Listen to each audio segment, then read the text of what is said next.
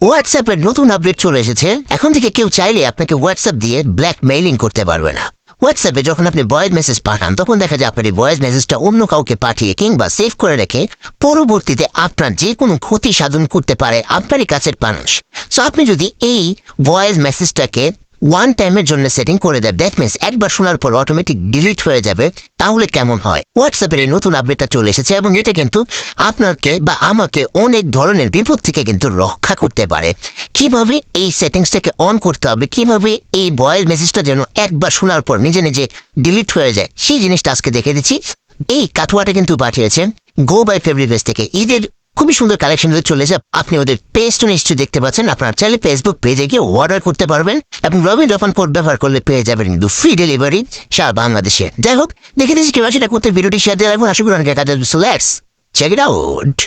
প্রথমে আপনার হোয়াটসঅ্যাপে চলে যাবেন, যাকে মেসেজ পাঠাতে চাচ্ছেন ভয়েস মেসেজ, ভয়েসের মাইকে ক্লিক করবেন। ক্লিক করার পরে দেখুন ভয়েসের এই লোগোটাকে উপরের দিকে একটা টার্ন করবেন, পুশ করবেন। পুশ করার পরে আপনি যখন ভয়েস পাঠাচ্ছেন তখন দেখুন এই রাইট সাইডে ভয়েস নোট রেকর্ডের পাশে রেড মার্ক দিয়ে দেখে দিলাম, এখানে একটা ক্লিক করুন। ক্লিক করতে ওয়ান লেখা উঠবে, মানে গ্রিন হয়ে যাবে।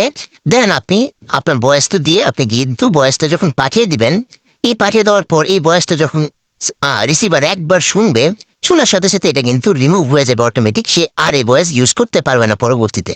তো গাইস, ভিডিওটি শুনে যদি আপনার উপকার হয় তাহলে একটা লাইক এবং কমেন্ট করে জানিয়ে দিবেন আপনার ভিডিওটি কেমন লেগেছে। যদি ভালোই লেগে থাকে তাহলে একটা সাবস্ক্রাইব করে যাবেন এবং বেল আইকনটি বাজিয়ে যাবেন যেন পরবর্তী ভিডিও আপনার কাছে অটোমেটিক চলে যায়। ধন্যবাদ আপনাদেরকে।